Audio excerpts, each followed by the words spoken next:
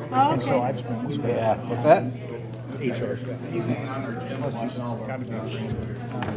I'm trying to recruit. Which Jim's at Louisville, or? Yeah, Oh, yeah. I went on a football trip with he and his buddies down to OU. Sure.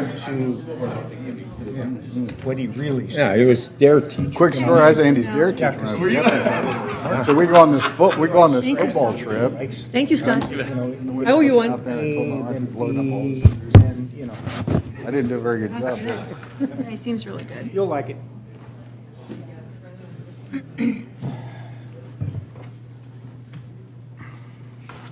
Hello, everyone. Hi, Don. You're up. Okay. Okay. Welcome, everybody, to the Sarpy County Board of Equalization meeting. Today is February 8th. It's 3 o'clock.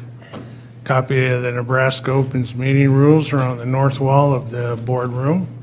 In attendance, we have all 5 commissioners present today. We have Commissioner Mixon and Commissioner Warren, Commissioner Klug, Commissioner Burmeister. I'm Don Kelly. Our county administrator is Dan Hoynes, and our county clerk and register of deeds is Deb Houghtaling. We have our county assessor, Dan Pittman, here today. And is there anyone from the treasurer's office? I don't see anyone, but if you would silence your cell phones and stand for the Pledge of Allegiance. I pledge allegiance to the flag of the United States of America, and to the republic for which it stands, one nation, under God, indivisible, with liberty and justice for all.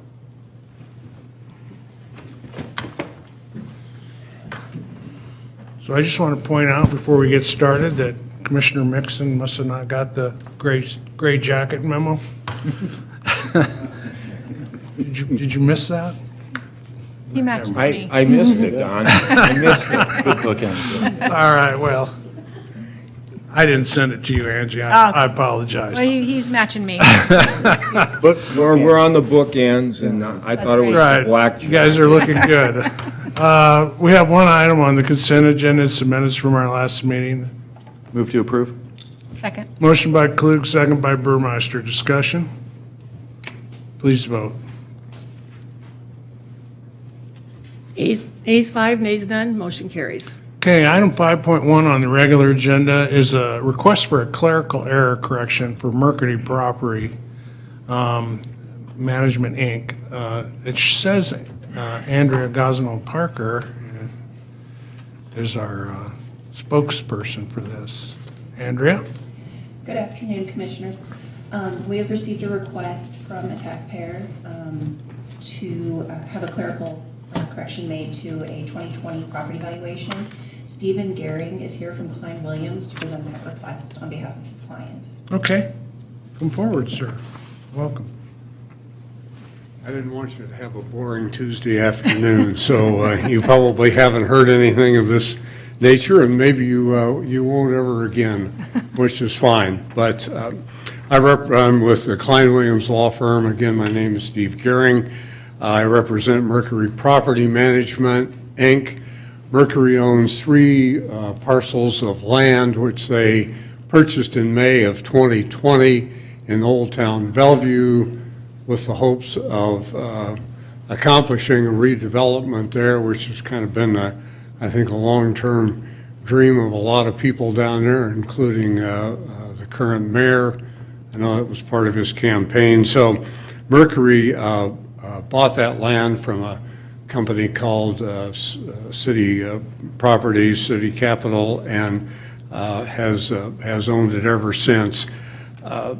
There was, when the city of Bellevue completed its new offices out on Wall Street and moved out of the property, 2 of the 3 parcels here comprise the old City Hall property, and I think they've been in there for 30 or 40 years. And the city had determined to try to redevelop that, start a redevelopment area, some apartments, commercial, and the rest of it.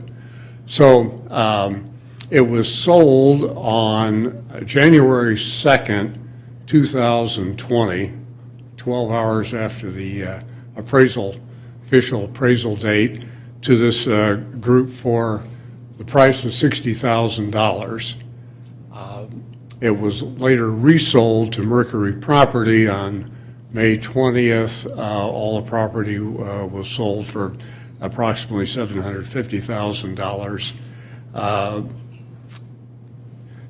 So the county assessor's office appraised the buildings and the land, and we're not here today contesting the value of the land, whether it's a fair value or not. It probably is, and say we're not contesting that. But what we do have a concern about is the property set on the buildings of approximately $876,000.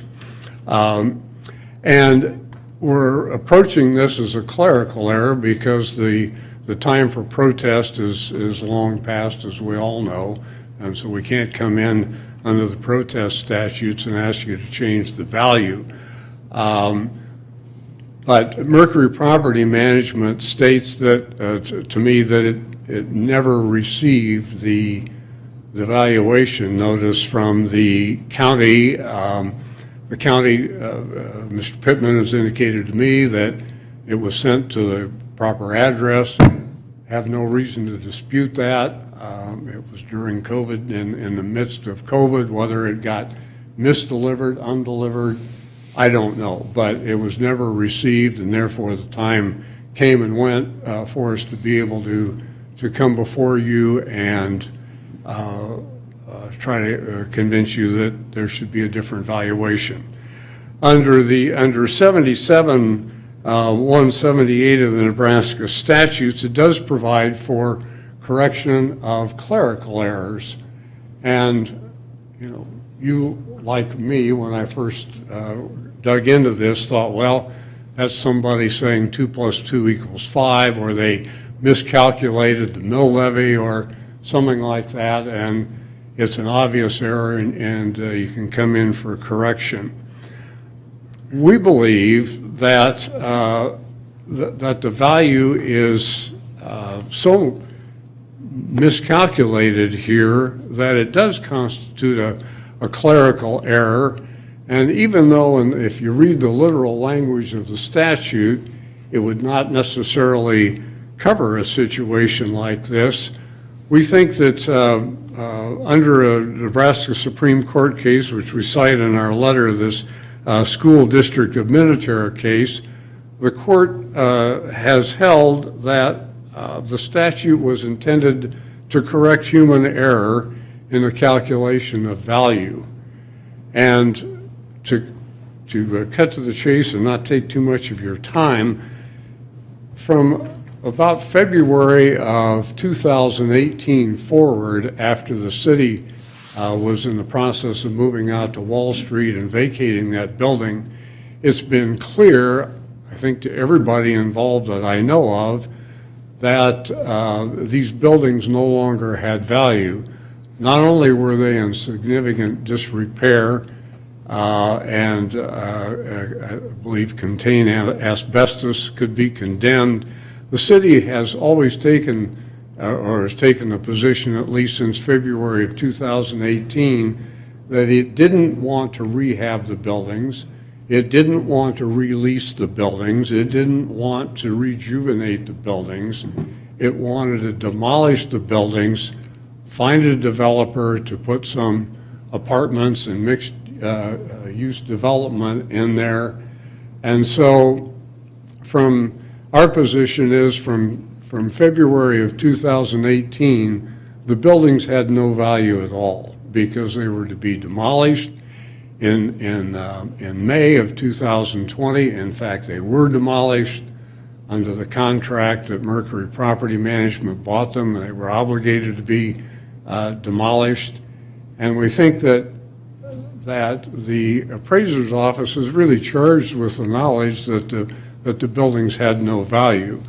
We understand that they typically value municipal city property at in accordance with the statute, but of course it isn't taxed because it's city property. Well, And I know the appraiser's office has said to me that this is a highly discounted value, and I would say a highly discounted value on buildings that are to be demolished and actually they just have no value at all. So we're not here contesting whether it should be 800,000 or 500,000 or 200,000. We're here saying that they should have known, and a call to the mayor's office or anybody in the city administration would have clarified that the buildings were not going to be rehabbed, that they were going to be destroyed. In fact, we do have knowledge that one person did approach the city during this time period, said that he would like to buy the property and rehab the buildings and lease them out to commercial tenants, and offered a price, I think, in the neighborhood of $100,000, and was told, no, that was not what was going to happen here. The buildings were going to be torn down and a new development was going to be put in. So as our position has been clear since that period of time, they were going to be demolished, and accordingly they had no value whatsoever. We think under the Supreme Court case that you've got authority under the statute to do that. It's unusual. We realize we're asking for something unusual. We will also say that we think that it's highly inappropriate to have to pay tax, total tax of $25,000 on those buildings during a year when they were to be destroyed, and in fact were destroyed. We'd also say that in the sale of the property from the city to the initial buyer at $60,000, which is about a third of the value of the assessed value of the land only, that it was clear that nobody understood that the buildings had any value, or they would have charged for them, would have charged something. And it was clear that they didn't, because they needed to be demolished, and in fact were demolished. So we're asking you to find a clerical error here with respect to the buildings only. It'll take the taxes have now been paid. They were paid last month. It'll take a calculation to determine what portion of the $25,000 relates to the buildings, but that, I think that's easily done. I didn't do that calculation, but I'm sure that the assessor's office or treasurer's office can do that. So that's our request, and I certainly thank you for allowing me to appear before you and taking the time to discuss it. I'm happy to answer any questions if you have any. Yes, sir. I have a few. I need a few more numbers here. The city sold the property for $60,000, is that correct? That's correct. First buyer. Second buyer, who you're representing, paid $750,000. Yes, sir. Correct? Okay, and then you had just mentioned $25,000. Is that the tax bill, the actual tax bill? Yes, it was 24/7 something. Okay, so Yeah. $25,000. Yeah. Okay. So, Right. and here's where I'm coming from this, from my private sector side. Uh-huh. When I see, and then you had mentioned, in all due respect, I think you made, your case makes my case. You stated that there was another person that was willing to pay $100,000 for the building. Well, first of all, that's something, I don't know what the city of Bellevue was looking at that point, and if this contract was already in place, but to me, that's taxpayers' money, that there's a short of $40,000 there. They probably should have looked at the higher bid for the property. And that's I don't, and I know. Yeah, I don't making a know point. for sure about all the facts there, and I don't know when that was made. And Yeah. Since I don't believe it was done in writing, I think it was part of a conversation, so Okay. is it a real number? Yeah. All I know is that somebody looking at the buildings, that's all they were willing to pay. And then your comments about February of 2018 and that the assessor's office probably should have known. Well, your client obviously knew. Your client has known for 2 years, or whenever they decided to go into this contract. They had all the information already. My point is, their due diligence, this is something that they should have discovered in their own due diligence and not come back and say, well, because of this and this and this, then the assessor should have known. So I think the case isn't here. I think the case is between the first buyer at 60 and then the second buyer, and maybe they can work it out, because obviously the first buyer paid 60, sells it 5 months later for 750. That's a $690,000 gain, the way I figure it. So I think that's where the recourse is. Just my opinion. And I understand, and I would say Mercury is not looking for recourse on that, and whether they paid too much or didn't pay too much. But in the contract where they bought it, it was provided that the buildings were to be demolished. So And they had all that along, information. Yeah. That's what I'm saying. They well, had that and they, information. yes, they knew that, And- but they and- didn't know what the tax bill was. Well, okay, but fair enough, but you're also, companies in business, you're looking at this, you're doing a contract, you're buying a city building, a building that's not on the tax rolls. All of this is in due diligence. It didn't happen? Sorry. Mr. Gearing, the party that owned it just prior to the seller in your client's transaction, so that wasn't the city, right? Yes, yes, It was a private buyer? yes, Okay. that's correct. So was there enough time in there for tax to be assessed or not? Was that a short-term transaction? Well, and I don't know exactly the internal processes of the assessment of tax, but no, it had not been on that date. The closing, well, I think the closing was net of any taxes, because it was still, at that point, it had been on the exempt roll for, all the years. It came off obviously in 2020 when the city moved out, but I don't think it was off then. Okay, got it.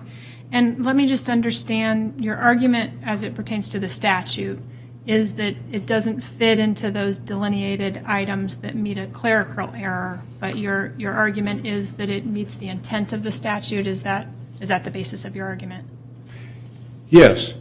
Now, the statute, I miscited to you earlier, I'm sorry, 77-128, it does talk about correction of a certification of an incorrect valuation to political subdivisions, and I don't know exactly what that means, but at some point somebody certified the value of the land here at approximately $876,000, and we're just saying it, not only wasn't it worth $876, it wasn't worth anything because it was to be destroyed. Thank you for clarifying. So, a quick question. So it seems that maybe our hands are tied a little bit here based on the state statute, and I guess I would see a clerical error more as somebody misentering information as opposed to misevaluating it. But why was no appeal ever presented to us or to the county? Mercury Property never saw the assessment valuation statement from the county Lost in the assessor, mail, or the apparently. treasurer's office, I'm sorry. Gotcha. So, when Mercury acquired it, the tax had already been established, right? Yes, they had. So, when a property changes hands, aren't the taxes paid up in full? It was, oh, yeah, I'm sorry. I mean, aren't the taxes brought up to, They were not. why? Well, I can't tell you. So you guys, Mercury, bought the property from First City Development, Correct. and they didn't bring the taxes up to date There were, when they sold the property? they were, Isn't that part well, of, as you, well, who's the broker? I mean, isn't that part of a closing? I mean, aren't it taxes? is Yeah. part of a closing, but I think typically what happens is you've got 2019 taxes which have been assessed payable in 2020. Right, And the 2019 taxes were zero because it was city property. right. And so there weren't any to be paid. So that's What date did you acquire the property? May of 20. Okay, so the valuation was set. The valuation was set, yes, that's correct. The valuation was set, but those taxes, the 25,000 we paid was to be paid in 21. So there wasn't any allocation or settlement of property taxes in 20. I don't know, I'm not a real estate agent, but I was. Well, I always it's thought- an I odd always- situation. Yeah. You're paying effect in arrears, so. Well, of course you are, until you sell the property. and Yeah, then that's the right. taxes Now, gotta be had- brought up to date. Had Mercury resold the property last year in 2021, say in the end of June, 6 months of these taxes would have been assessed to Mercury and 6 months would be assessed to the new buyer. But in 2020, there weren't any taxes because in 2019, it was city property. And so even though it was valued, it wasn't taxed. Okay, It's confusing. yeah. But that's, I'm Well, not a real estate expert, but that's how it's explained to me that but obviously, the way to fix this would be through the protest process, and your Mercury Properties is well past the date of being able to I- file a protest. And a Absolutely. clerical error, as defined in statute, is very, very specific. I don't know how we make that leap to say it was a clerical error. I feel bad that you guys are paying taxes like this on some, but I mean, to me, that's, if the valuation was established for the property in January of 2020 and established accurately and fairly, I think, based and in good faith, how that was not disclosed at the time of the sale of this property is a mystery to me. well, all I can tell you is that it wasn't. And in the normal course of things, Mercury would have received a statement from the county treasurer and would have come in and protested that. Right. But there was, I don't think that there was any reason at that time, or you can say maybe Mercury should have been more diligent. I don't know, Okay. but since there weren't any taxes payable at the No, closing of I the understand property, what you're saying, it sir. didn't trigger that. And I understand what you're Yeah. saying. But is the assessor here that did the property valuation? Because I'd like to ask him a question. I think Mr. Pittman is here. Hi, Tim. So you did the valuation for this property in January of 2020. Yes. And when you guys do a valuation, is notice sent out of the valuation preliminary and final? Yeah, earlier when you were talking about the time period of when the transactions took place, we had received the sales transfer statement. It was filed on January 2nd, and so I think we would have got it about the 4th. And 2 of the 3 properties we did not have any data on. So Larry Holton from our office went out on the 6th of January, measured the buildings. We updated the data. And so that updated valuation was available for the January 15th preliminary value posted online, which First City Development would have had the opportunity to look at and see for the preliminary protest period. Mercury property, then we received the demolition permit first, right around the first part of April. And then shortly thereafter, we received the transfer statement where First City Development sold it to Mercury Properties. A week after that statement went in is when they generated the June 1st notices of value. And so the notice of value was sent to Mercury Properties for the June 1st. That's the one that we didn't receive. Had we received it, it would have been before you some time ago.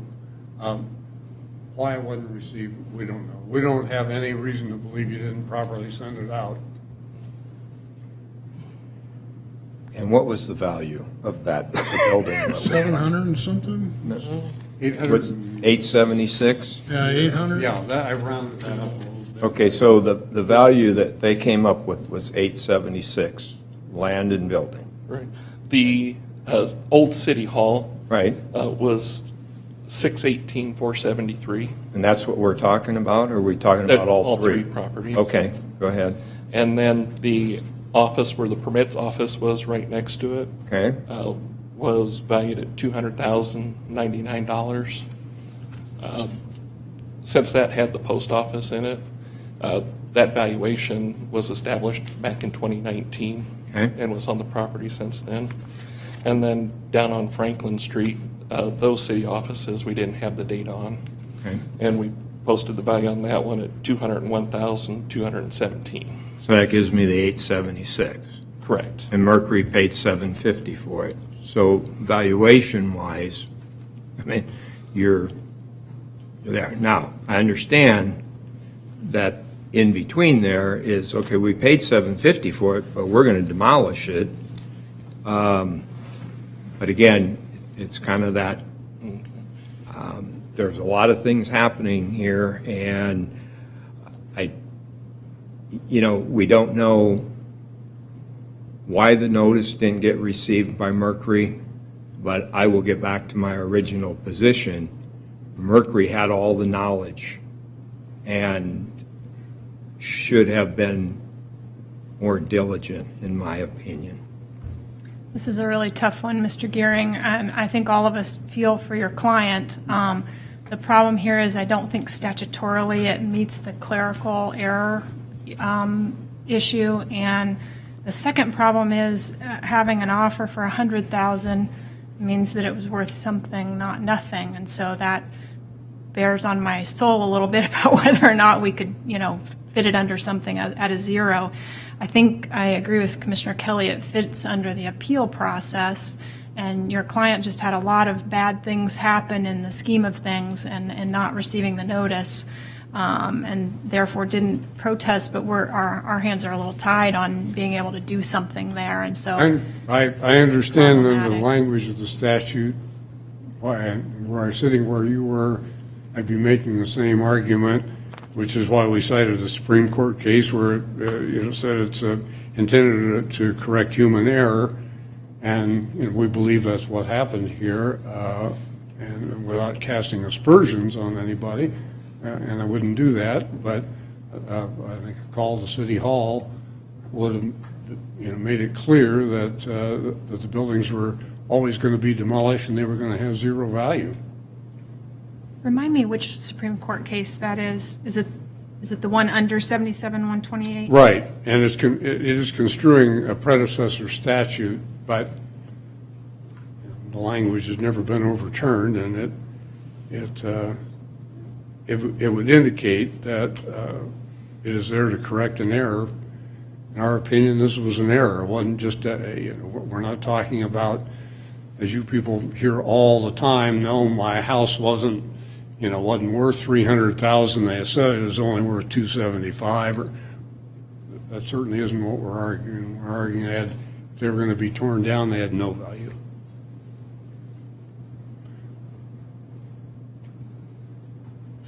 You keep referring to a Supreme Court ruling? Yes, it's in a letter that Can you give me some guidance on that?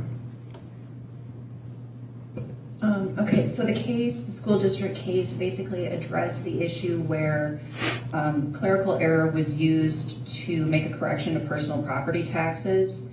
And there was an issue of whether or not that included an error by the taxpayer in filing the personal property taxes, whether or not that could be corrected later. And what the court found was that a taxpayer error it can still be human error. This has come up in other personal property issues where an entity has classified their property incorrectly, whether or not it's actual business property or if it's something more untangible than that. And that the statute does allow for a correction to be made to that. But generally speaking, the clerical error statute, the definitions, it is human error. They're all human error, but it's inadvertent human error. This isn't actively calculating a value, arriving at a number, and putting that exact number into the system.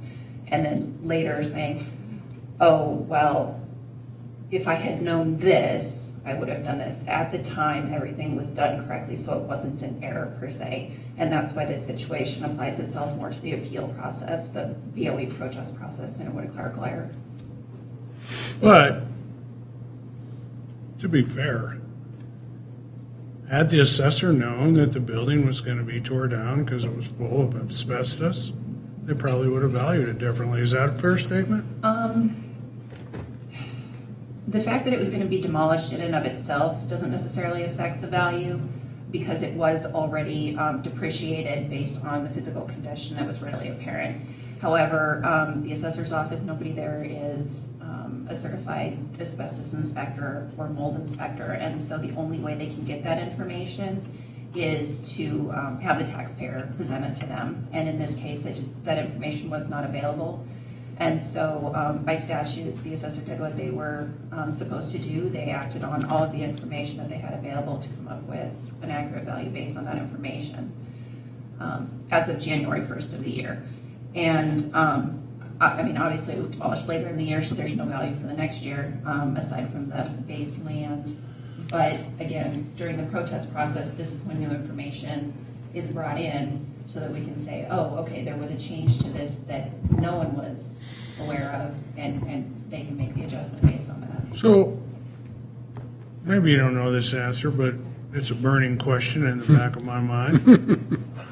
Why would your client pay almost $750,000 for a building that was sold for $0 several months before? Well, and they weren't paying for the buildings, they were paying for the land as a redevelopment. Right. In fact, part of their contract was that the buildings had to be demolished, so the net, I mean, the $750 sounds like a big increase, and it was. There was $250,000 worth of demolition in there, so that took it down. But my client felt like that was a fair value to be able to. They're looking at a mixed use, potentially on that land of 200 some apartments, and Right. it made economic sense. Yeah, okay. Well, I guess that explains that. Thank you all for your you're time. I really appreciate it. Before you go, Commissioner Warren, did you have any questions? So currently, there's no value at all on buildings. Is that what you reset? Tim, Tim can answer that. Is that what you reset? Yeah, they were torn down and. Yeah, in April 20? I think May of 20, but correct. And so the 2021 valuation, which is payable this year, the taxes are payable, just values the land. And again, we haven't protested that. So what's the land valued at currently? I think 170. And you're not contesting the land valuation? No. I'm just asking the question, yeah. Yeah. I believe around 170. Yeah, I think it's 170 or 180. So, because Tim, it was a third, the 60. I don't know whether that's a fair value or not a fair value. We just didn't have a basis to talk to you about that. We got it. Am I right on that number? I'd have to check. Yeah. So when the value was reset, it was reset at 800 plus. That's just for the That buildings. included the land as well as the buildings, and that stayed until they were verified torn down? That is correct. Yeah, on January 6th of 2020, the buildings were completely intact on the property, and the value was established as such. When we received the demolition permit in April, we conducted another inspection of the property and found that the 3 lots were cleared, and the value was reduced to just the land value only for January 1st, 2021. And when was it demolished? It was demolished in May of 20, May of 20. And you acquired it in, January. same time. was it gone when you acquired it, or was it being I made think it gone? was in process. Okay, okay, I got it. And Tim, the value for which you're taxed, is the value on January 1 of the year, is that accurate? That is correct. Okay. I'm chuckling, not because I feel bad for you. I really do. But here's the bottom line, okay? The law is rarely black and white. It's varying shades of gray. I'm going to vote for you because I just don't think it's fair that you have to pay taxes on a building that was demolished when you acquired it. It doesn't make sense to me. And if you're willing to pay the property or the value, not on the improvements but on the land, I think that's a fair deal for the county too. So I'm going to take some real broad discretion here, okay? Real broad. Because I normally like to follow the advice of our attorneys, but my job is to make the decision, and based on the best information I have, and that information tells me that your client should not be on the hook for something like that. It just doesn't make sense to me. I think our assessor did everything perfectly correct. I'm not quite sure I could call it a clerical error based on the statutory definitions that were given to us. Well, let me rephrase that. I don't think I could stand up. No, let me rephrase that. I'm going to use some broad discretion and interpret the statutory guidelines for clerical error in this case in the favor of you, based on the information, the amplifying information that was provided. I appreciate that, sir. Are we We setting? feel the same way. Obviously, my client, has a separate business as a general contractor, builds houses, commercial buildings, pays a lot of property tax. I don't think he's ever protested any, so he understands the drill. So, I mean, I apologize for trying to guard my words, but lawyers make me nervous, okay? They do. And so, I'm not a lawyer, but I know, I got a sense of fairness, and I just don't think this is fair. Are we setting poor precedent with this? Could this potentially open the floodgates for a lot more people coming and saying, well, we interpreted the law this way, so. It could. Bring it. That's what I say. That's the whole reason the Board of Equalization sits up here, to make judgments on what's right and what's wrong. And I think, like I said, the statute or the law is always subject to interpretation, and no two people, no two attorneys, anybody will interpret a statute the same way. And that's why we have judges. And that's why there's a process available to our assessor if he doesn't like the decision, if it goes a way he doesn't agree with, that he has recourse. So, I don't know, for me, it's just a decision of what's right and what's wrong. And I appreciate that. I thought about that and talked to my client about it. I said that'll bother the board as a precedent. I do think this is such an unusual set of circumstances, and it's exacerbated by the fact that this was city property for so long and never taxed, and so you don't know about the valuations all those years because nobody had a reason to challenge them or talk about them. So Thank you.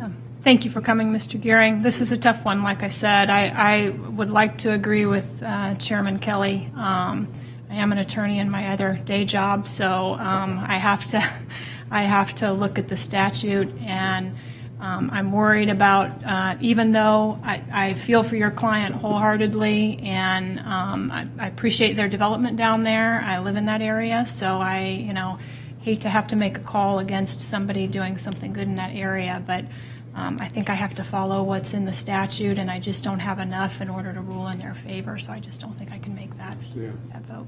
But I appreciate you coming. Okay. Well, thank you. Can I get a motion on this request for a clerical error?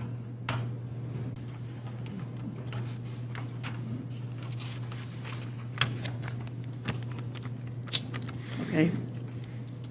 Okay. Well, welcome everyone to the Board of Commissioners meeting. It's February 8th, 3:42. Nebraska Open Meeting Acts on the rules are on the north wall. All 5 commissioners, our administrator and clerk, are present. Commissioners' comments. I have none. None, thank you. No comment. Happy Super Bowl, happy Valentine's Day, and if you're smart, send the flowers to arrive on Sunday. Nothing, sir. Just one comment reminder that I think it's Thursday, February 10th, is Grow Sarpy's annual meeting. So hopefully see you guys there.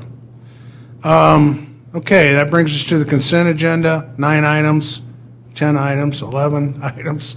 Would any of the commissioners like to see any of the 11 items moved to the regular agenda? If not, I'll take a motion to approve as published. Motion to approve.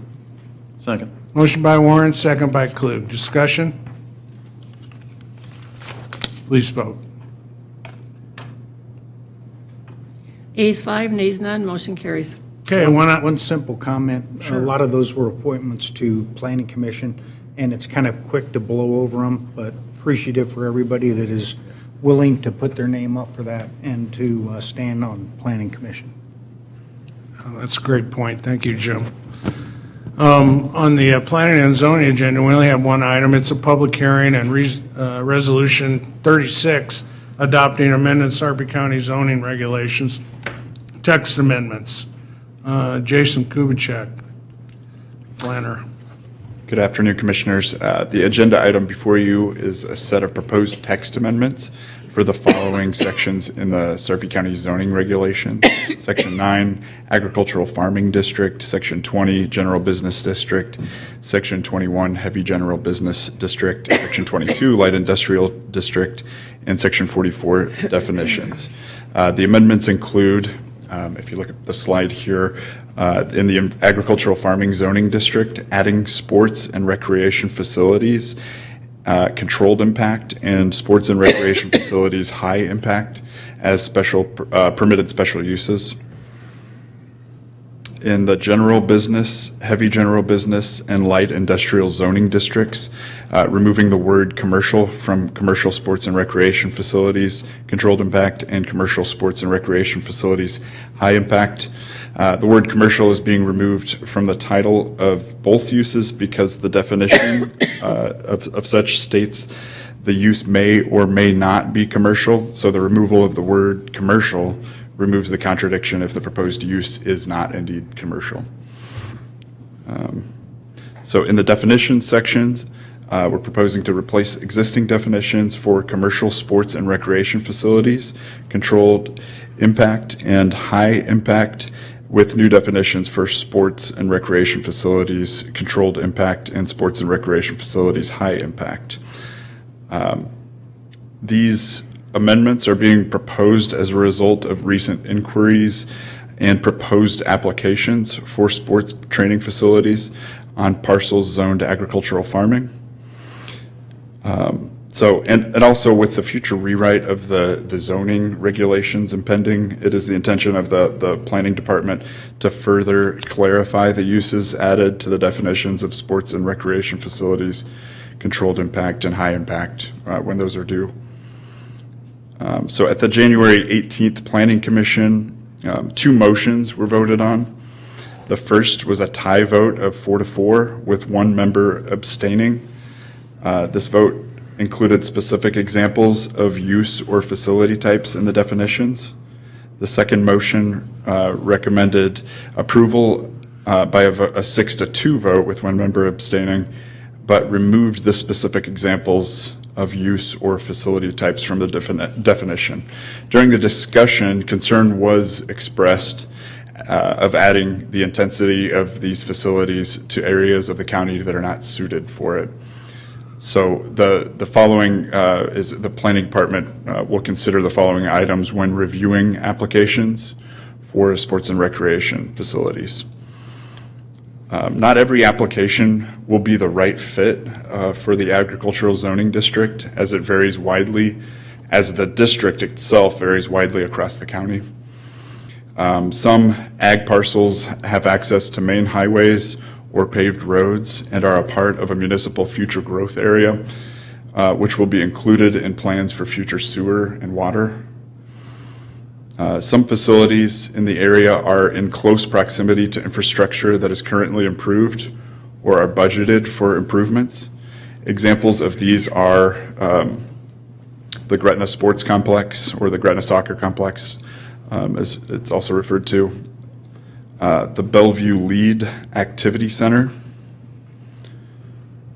or the Elkhorn Training Center in Elkhorn, Nebraska.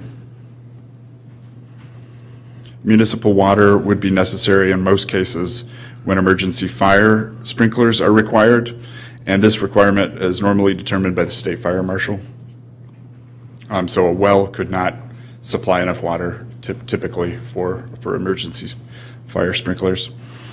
The ag zoning regulation currently has a specially permitted use for special event centers limited to 250 people or 5,000 square feet.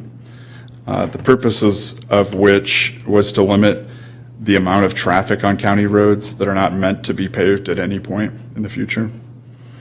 The planning department will consider this limit as a guideline during review of each application and may implement the limitation in areas of the ag district without plans for proper infrastructure. So in general, special use permits have been used as a tool that allows a parcel of land or property to be used in manner that deviates from the principally permitted uses in each zoning district. The operational plan and conditions or limitations as noted in the approval are what dictates the uses set by the jurisdiction having authority.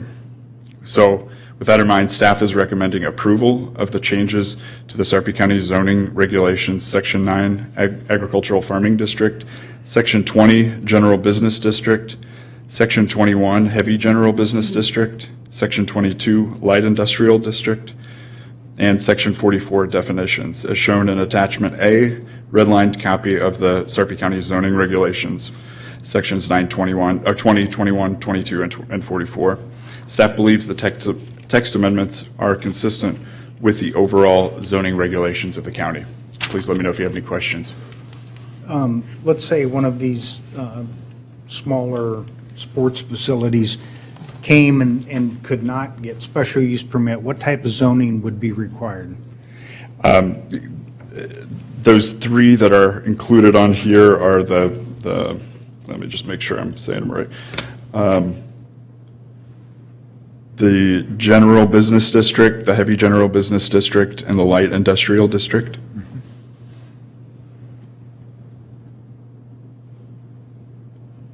But then you would run into a possible issue with spot zoning. By by rezoning those areas, correct, yep. Right. Depending on where it is in proximity to the rest of the zoning. Yep. Thank you, Jason.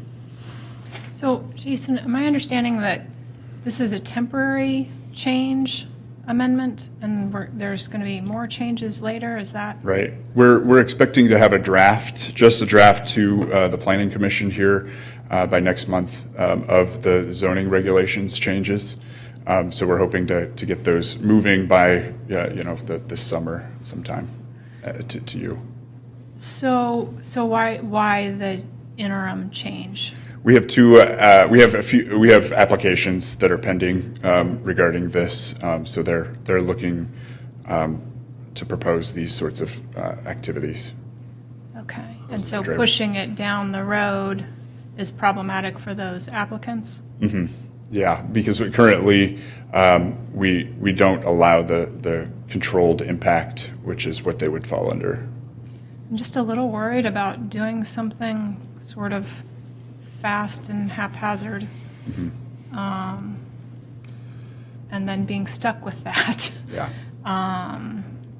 I just have some concerns about that. I don't know. I guess I didn't have an opportunity. I did listen to the Planning Commission meeting, but I didn't have an opportunity to talk to the Planning Commission members that I reached out to yet. My fault, not theirs. So I'd like to give it another week. I'm going to move to table a week. A week. Angie, just a comment, just thinking about maybe some of your concerns. I heard some of the other concerns with these structures. If you put these big structures in and you're just on a well, or you're just, okay, I think they're trying to head off future problems. And because you start putting this up, now it's one thing to put up a structure that's just intended on your property, that's intended just for your own personal use. When you start, and believe me, I'm not against sports, I'm a sports guy, but I think you have to put these in the right area. If you let them just kind of start growing, and the one I can cite, it is somewhat sport, but you just had this big fire at the horse barn that was a huge structure. And when you have them out where you don't have the water capacity if you have a fire, and then again, the other thing, you start looking at a commercial application of this in an area where you have limited resources to help people in case there are accidents. I really think we're probably going the right way to try to curb it now, and let's get it all figured out. So. I might not be disagreeing with the ultimate result here. It's just I don't really love the idea of throwing something up, without having all the details. And I don't know that that's what we're doing, by the way. I just don't have enough information to weigh that yet, which is the reason I'm moving to table it a week so we can have a little more time to examine. But it's just my thought. So, a week's not going to be an impact, right? Yeah, I think it'll have to table to March 1st because of the holiday coming up as well. I don't know that Another holiday? What holiday? Martin Luther King Jr.'s Day, I think. No. President's Day. President's Right? Oh. Yep, sorry. I'll amend my motion to table to March 1st. So, Is that what it was? Your motion is to table? What was the date? Well, March 1st. You've got a meeting next week yet. next week, they'll Yeah. be fine then. Yeah, we have a meeting next week. Oh, Yeah. okay, so, Motion to table to March 1st. okay, hold on, let me get the new date in here. I'll second that. Okay. Well, it doesn't table 1 week. Okay, motion to table until March 15th by Commissioner Burmeister. First. March 1st. Okay, are you on the first? Is that where you're going? I thought you wanted to table it a week, right? And that'd be February 15th. Correct, but Is it February 15th or March 1st? March 1. March 1st. Well, that's 3 weeks. All right, and it's Burmeister and Warren that are tabling. Okay. Okay. Second by Warren. Discussion? Please vote. Is that in Abbott and Costello a little bit? I think so. Ayes 4, nays Kelly. Motion carries. I just wanted to vote no to something. I almost joined. Here's your chance, Commissioner. All right. Yeah, all right. Now's a really good time, right? Hi, welcome, Scott. We're into the regular agenda, 6.1. Appreciate everybody's patience here. We'll speed through these next two. Resolution 53 is NDEE tire recycling event in coordination with the Papio Missouri River Natural Resources District and the city of Springfield, Bellevue, Gretna, and La Vista. We've got Scott Bovick and John Winkler, General Manager of the Papio, Missouri NRD here. And the grant is $82,250. Scott. Yes, I do want to have John come up and talk to you a little bit about this. This is an opportunity that the NRD brought to us to partner on a tire recycling grant. These are surprisingly well used. We've done one before as the county. We partnered with the city of Springfield to do a tire collection event, but this is a partnership with the NRD. The county will actually enter into the agreement with NDE, but we'll be relying on John and his team to kind of manage the project this year. So I'd like John to come up and talk to you a little bit about it and answer any questions you have. Thank you, Scott. Thank you, Commissioners. Yeah, this was an idea that was brought to me by Kevin Sapinski, who's one of our directors, represents a large area of Sarpy County. And we've had years of experience holding these up in our northern counties, the northern 4 counties. Every year they collect 450 to 500 tons of scrap tires. They cover about a 9-county area. So, but I think if we put 650 for our collection. I think if we collect that, we'll smash all the state records. With that amount. Again, one was done, I think, in 2017, but it was limited a little bit in area. And so Commissioner Warren was gracious enough. We approached the Fair Board in the summer, and they agreed that we could host the event there, hold the event there. Lisa Hare and Scott has done a great job of helping put the application together, submitting it. As Scott said, you are the applicant, Sarpy County is. But we will have a kickoff meeting, I believe, in the next month or so. We're getting all the paperwork filled out for the NDE. Waste Collections was the low bidder, and I think you have to approve that contract. We've used them before in our other events as well, so they're a very reliable, respectable contractor. So we're going to communicate, and we'll coordinate with all the cities in the county. We're going to count on a lot of volunteers, a lot of equipment. Something of this size, this magnitude, will take a lot of effort. I know there'll be a lot of sore people the next day or after that event, because moving tires is not an easy task. So the more equipment, the better. We haven't decided if it's going to be a 2-day event or 1 day due to the volume. We did include $1,000 for advertising, so we'll put it in the papers. We'll get out flyers and all those types of things. One thing about it, we have experience with specific rules. What works, what doesn't work, we'll apply those here in Sarpy County, so we'll have hopefully less conflicts and a more efficient operation. So we appreciate, obviously, our partnership with you, the county, and all the things that we do, not only on this, but our reservoir sites and all the other projects that we work together. So happy to answer any questions you have, but again, we really appreciate the opportunity to work with you. Well, thanks, John. Appreciate your patience today. No problem. And your comments. Any questions for John? No. Thanks for carrying the water in this thing. You're welcome. Well, thank you for helping. Agreed. It's ridiculous how successful these are, so we really appreciate you. They're very successful. And once you have one, then there'll be a huge demand to keep having them. But I'm looking forward. If we can collect 650, which I'm anticipating that we'll have to shut it off, because it's not having a countywide one for a long time.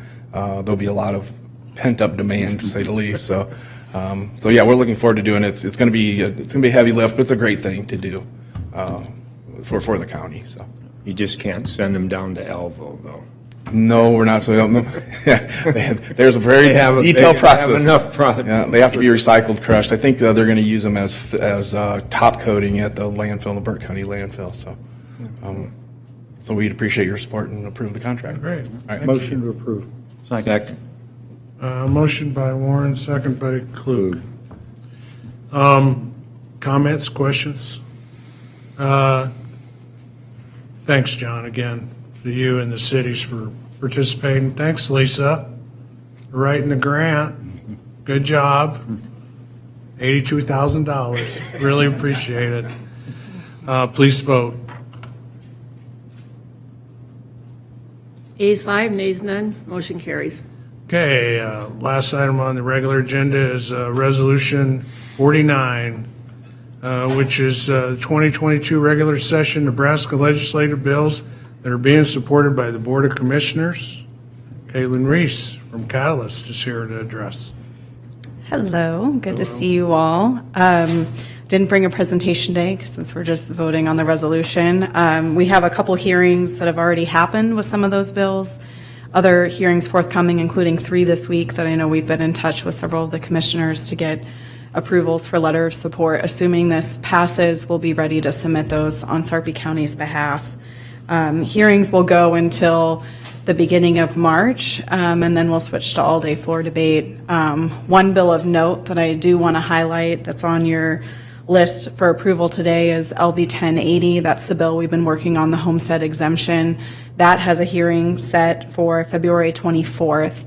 And we've been talking with Commissioner Burmeister about coming down and testifying and working out kind of a slate of individuals that we hope can come and testify. So I'm happy to answer any questions about the bills that are listed. Appreciate all the work that you all and that Dan have done to get this agenda ready for your consideration and hopefully approval today. Questions? I just have one question, Caitlin, and I'm sorry to catch you cold, but do you know anything about LB 810? It's a juvenile detention bill. And if you don't, it's fine. We can talk offline. I don't. I can, if other people have comments, I can look it up really quick and see if. Okay. It's okay if you don't. We can ask Tammy. Okay. Steensma.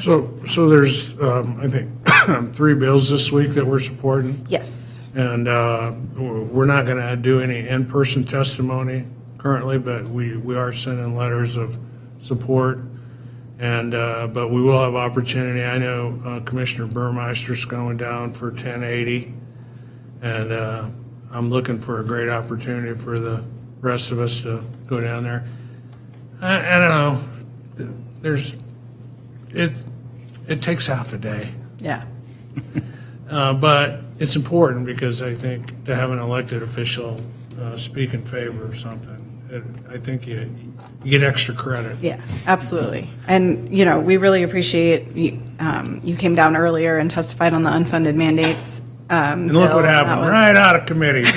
That's because they probably didn't want me to come back. I don't know, but no, we appreciate it. But the sooner we know those, get those marks on the calendar, the better we can plan and get folks to support. Absolutely. And assuming this passes, I can send a follow-up email with all of the upcoming dates. A couple of the bills have already had a hearing, not many. A lot of them will be scheduled in the next couple weeks. Good enough.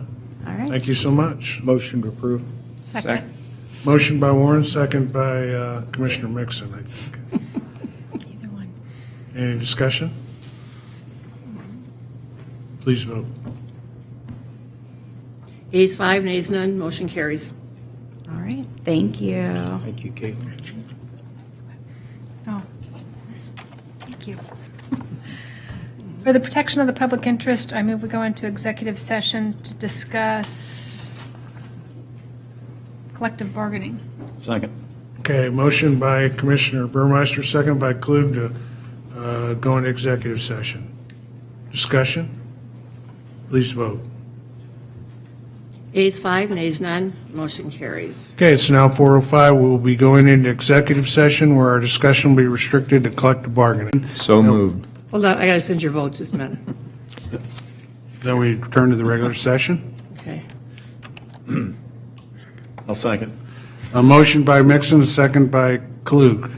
Discussion. Please vote. Ayes 5, nays none, motion carries. Okay, all agenda items having been addressed as published, the Board of Commissioners is adjourned. Okay. You.